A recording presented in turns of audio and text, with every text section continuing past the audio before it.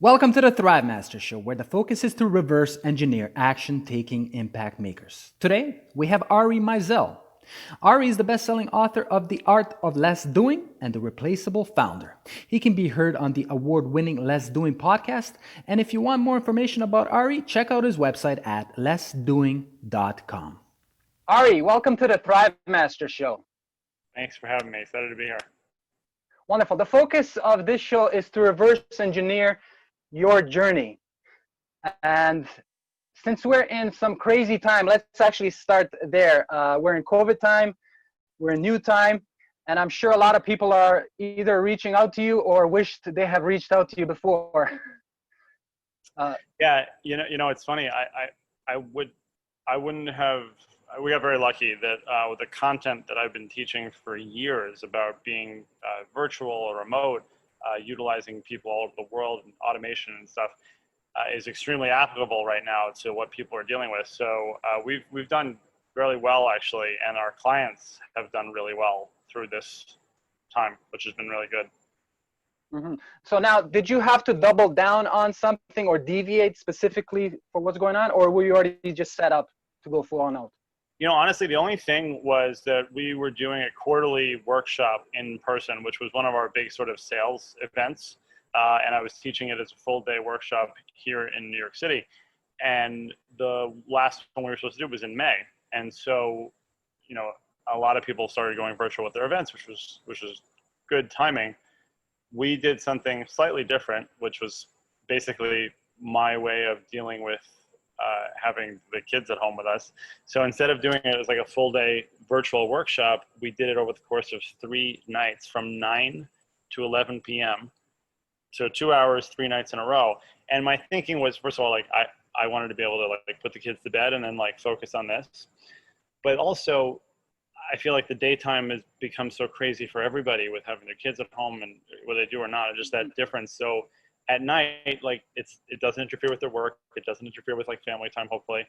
And it worked really well. We ended up going till like 1 a.m. one of the days because people just had so many questions and it was really cool. And we got an audience from a much broader audience from around the world. So it's worked really well. Cool. So now the COVID time has brought up new opportunities. Can you talk about how Less Doing was born from a challenging time that you had yourself? Yeah, so my background is in construction, and I was working in a big real estate development project in upstate New York. And I was 23 when I finished that project, and I had just been working my butt off 18 hours a day, like not a particularly healthy lifestyle. And I had amassed an enormous amount of debt, and the stress was just overwhelming. And when I was 23, I was diagnosed with Crohn's Disease, which is a chronic inflammatory condition. It's considered to be incurable. And I got really, really sick very quickly. And long story short on that, I was able to do a lot of biohacking and basically overcome the illness. But the real issue that birthed Less Doing was that I went from working these 18-hour days to struggling to get an hour of work done in a given day. And that extreme restriction on my time actually served as like the genesis for everything that's come since, because if you are forced with the situation of what would you do if you could only work an hour a day, it's very challenging and requires a completely different mindset. And honestly, it required methods that I don't believe existed at the time. So I created a completely new system of productivity that's honestly quite counterintuitive to what a lot of other people teach and have learned. And that turned into teaching and speaking and books and coaching, and morphed into more of a business-focused methodology called the Replaceable Founder. So we work with entrepreneurs now to help them become more replaceable. And so I've been doing that, and then I ended up on the Thrive Master show. Wonderful. I had a little bit of a taste on a small scale of what you're talking about, where I had to interview David Meltzer, and he said, you only have 10 minutes. Make it work. And it's amazing what can happen when you're time constricted. Yeah, exactly. That's right. And there's Parkinson's law, which says that work expands to fill the time allotted to complete it. And it's just so true. It's just so ingrained in the human condition. So yeah, restrictions, I think, are the best way to innovate. Okay, now we're going to get back to what you're doing today. Let's get back to your journey. Let's actually go forward to a place that we're all going to meet. I'm talking about death. Does it actually play a role in your life? Do you think about it? What do you think about it?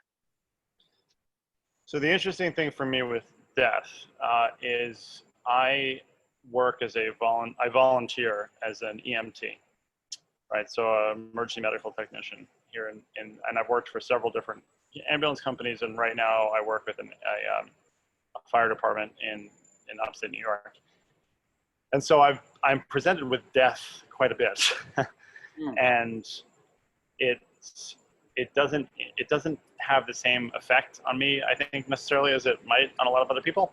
And I bring that into business with me because the whole idea of being replaceable, it's not driven by, you might die tomorrow, but like that really is sort of a big container on it, because if you're not replaceable, and to clarify for people, like I don't want to replace entrepreneurs necessarily. I don't want people to get fired, but I want everybody to be more replaceable, because if you're not replaceable, then you're stuck and the business really can't progress without you.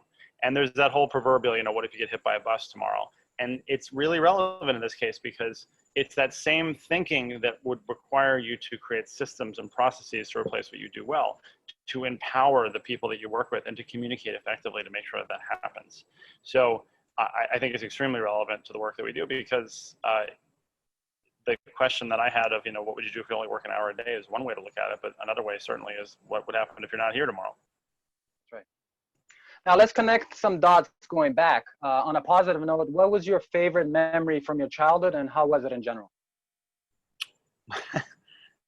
Okay. My favorite memory from my childhood, that's an interesting one. Probably when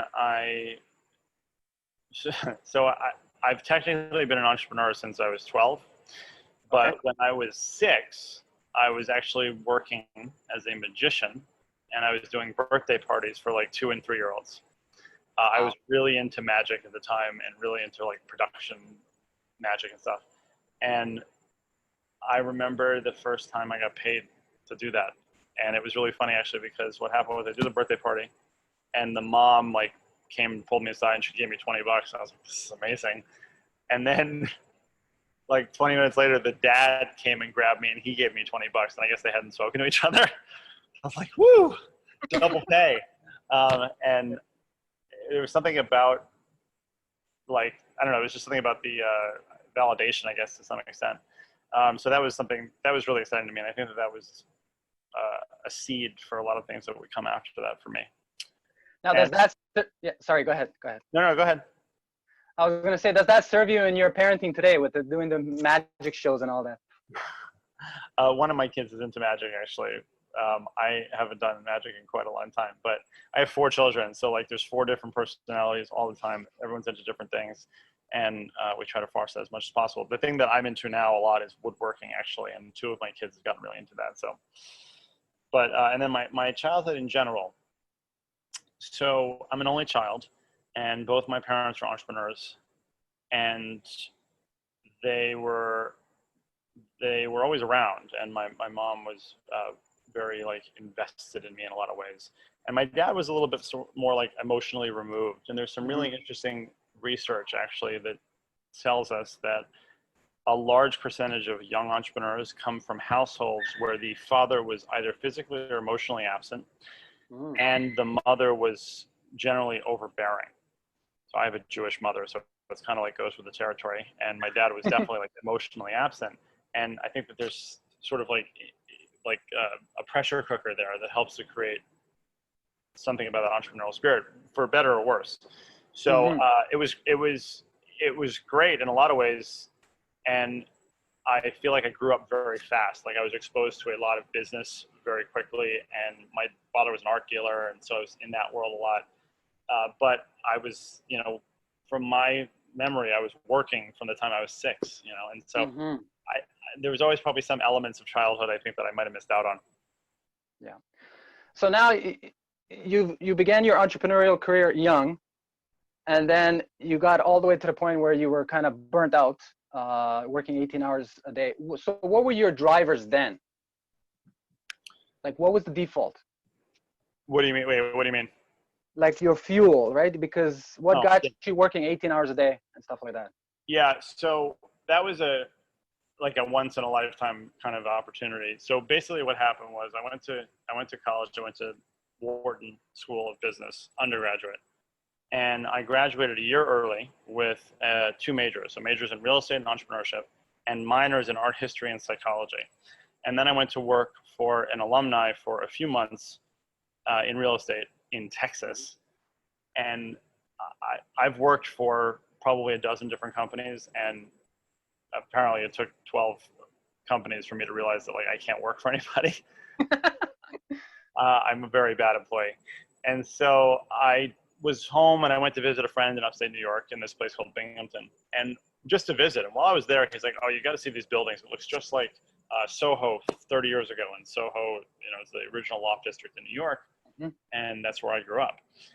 And so he showed me these buildings from the 1860s that were these old cigar warehouses, and they were very cheap. It was a very depressed real estate market, and I made an offer to buy the buildings that day.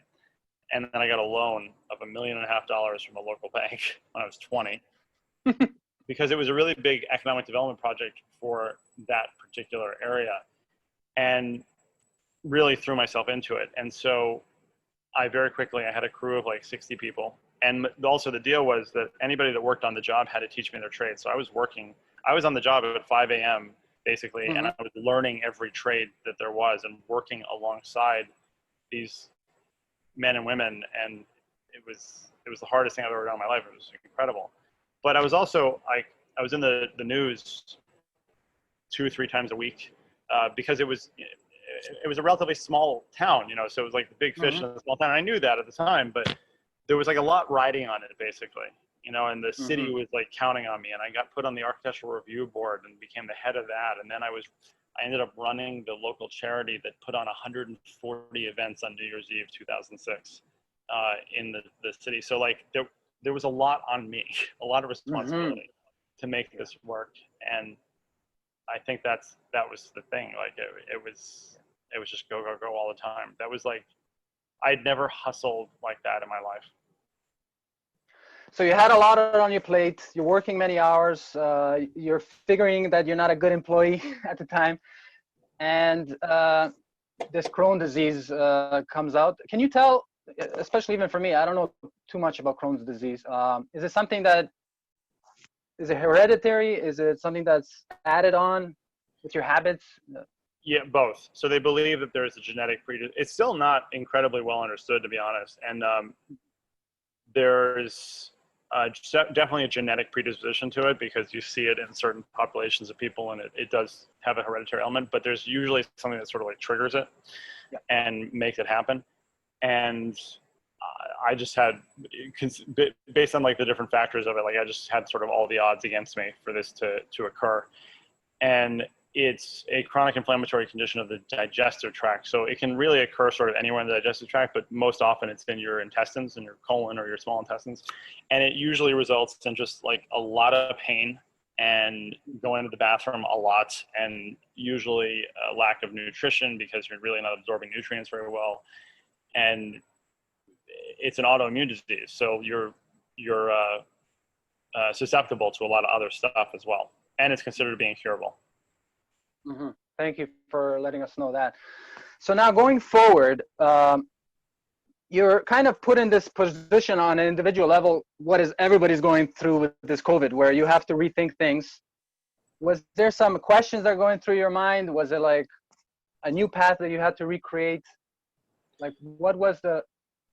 Yeah, so I got diagnosed almost exactly a month after I started dating my wife. Wow. So it was like very bad timing for everything. And she really helped me a lot through it and supported me a lot through it.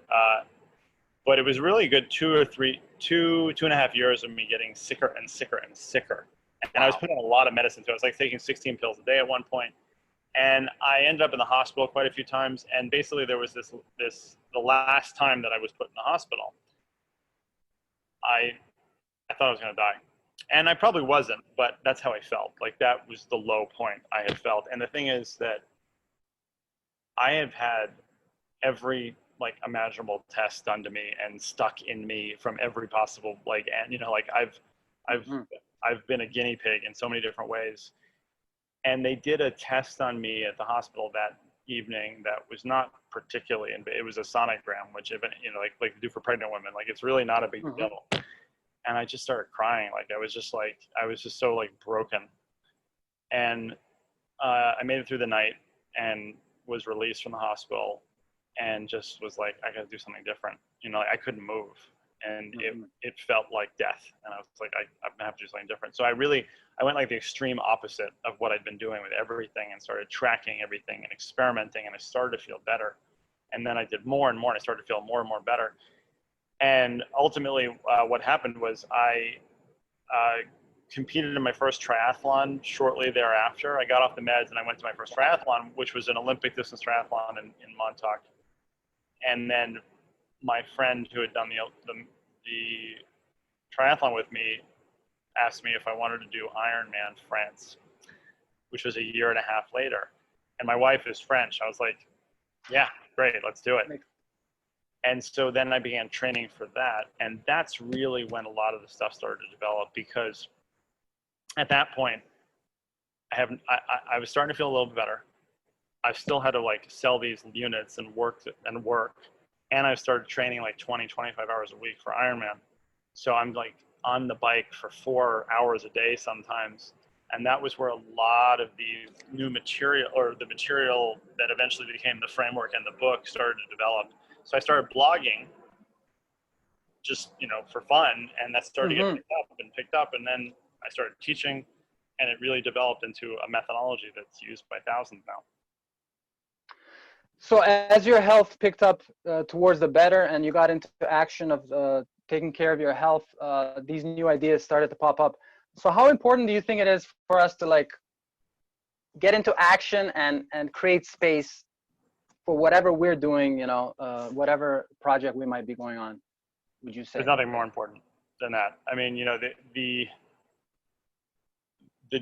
amount of genius that is wasted by most entrepreneurs dealing with minutia and bullshit, you know, is probably enough to solve all of the world's problems like 10 times over.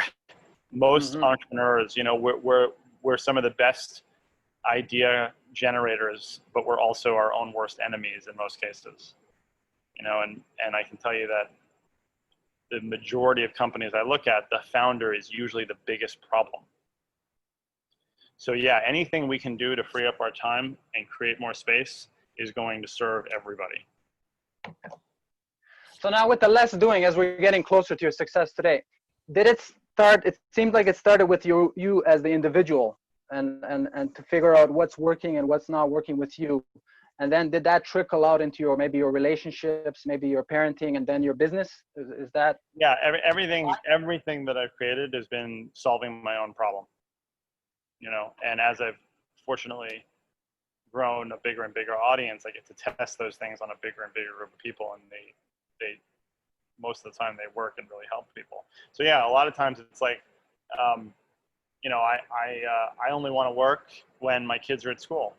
So most days, although now that's very different, but most of the time that's like 9 to 2 at most, you know. And so if there's people that don't want to fit in that schedule, then a lot of times they don't get to work with me, and that's a decision that I've made. So yeah, 99% of the stuff we put out there is really just me fixing something that I thought was interesting. Okay, now I'm going to go over some things that you've said. I read it somewhere. This is related to the individual. The voice in your head is not reliable. Can you go a little bit into that? Yeah, so there's this expression, you can't read the label from inside the jar, right? Okay. And I really enjoy coaching and working with entrepreneurs, and I see some of the same issues come up over and over. So I love when people think that like, oh, that's great. You know, I know that you've worked with all these companies, but my business is very unique. Like, okay, that's good for you for thinking that, but it's not true. And not to say that there are no unique businesses, but most businesses have the same issues. And so the voice in your head is not reliable means that like a lot of entrepreneurs, whether they have a team or not, operate in a very siloed fashion, right? And like they're their own sounding board in many cases, and it's not a good way to be. Like you need to be able to get things out and do it effectively in a way that doesn't mess up other people's workflows, because that's usually what happens. You know, a lot of times you have a company where the boss gets actually this is like the most typical thing, right? Is that the entrepreneur goes to a conference, meets somebody, sees a piece of software and thinks it's just the greatest thing ever, contacts their team and be like, we're all switching to Infusionsoft tomorrow. It's going to be amazing, you know? And the team freaks out and tries to do it and misses the deadline and gets stressed out and 4 people quit. And then 3 weeks later, the entrepreneur's like, we're doing this new thing now. You know, so we need to have what we call an external brain, which is really a process for processing your ideas so that they can actually be executed on effectively. So it can be from the people or from systems or from both? Or just spaced repetition, you know, like writing it down and making a routine that you're going to look at it in 2 days when you have a different head. Okay. You know, there's all sorts of ways to attack that. But a lot of entrepreneurs are very reactive, you know. Yeah. I've seen that play well for me as a parent, because most of the time, if I think about it like 2 days later of something, you know, I wanted to address with the kids, a lot of times it wasn't even necessary for me to even kind of step in the way of whatever was going on. And maybe there was a better way. Maybe they could solve it themselves. Maybe, you know, the wife could have taken care of it. And so even on that level, I've seen that work. Yeah. Yeah. Okay. The second thing, yes, got you to where you are, but no will get you to where you are going. Can you go into that a little bit? Yeah. So that actually is from Dean Graziosi, who is one of the most successful, like, infomercial entrepreneurs ever, I believe. Dean's a really interesting guy, and he's also big in real estate. So basically, the idea is that, like, as an entrepreneur, as a startup entrepreneur, you're often saying yes to everything, right? Yeah, yes to the client, even if they're not a good client. Yes to the employee, because you just have to have somebody working for you. Like, so we say yes a lot, and yes will get you to a certain point. But to really get to that next level is when you have to start saying no to things. So a good example of that is what I just gave, which is when I work during school hours, you know. So I've certainly had people who are like, you know, I can only talk to you at 5 o'clock in the afternoon, or 6 o'clock, whatever. And I'll usually say, well, you know, you can talk to one of my team members then if you want to, because I'm not doing that. And if they say no, I want to talk to you. I say, well, then it's got to be between 9 and 2. And so I've given up business. I've declined big projects. I know that for doing that, but it's a principle that's guiding for me. And saying no keeps me happy. Okay, last 2 questions. Who is the person that has been typically working with you, or a company? And is there some new industries that are coming on board with what you're doing, with the less doing? So it's like a blessing and a curse. Our system actually applies to pretty much any industry and almost any size company, actually, that there is. And if I had to guess, I'd say that I've probably worked with companies in well over 200 industries. And what we do tend to see, though, we see a lot of people in real estate, a lot of doctors and accountants of professional services. Those come up quite a bit. And then some odd ones, a lot of financial services too, actually. But then some odd ones, you know, some internet tech companies and things like that. But actually, if I had to say, I think a lot of the companies that we primarily work with are from some of the older industries, you know, that have a little bit more trouble with newer tech and sort of newer ways of operating. It's kind of interesting. That just sort of like struck me. And then in terms of new companies that are coming along, I think that COVID has actually provided some really interesting opportunities for people to do things remote.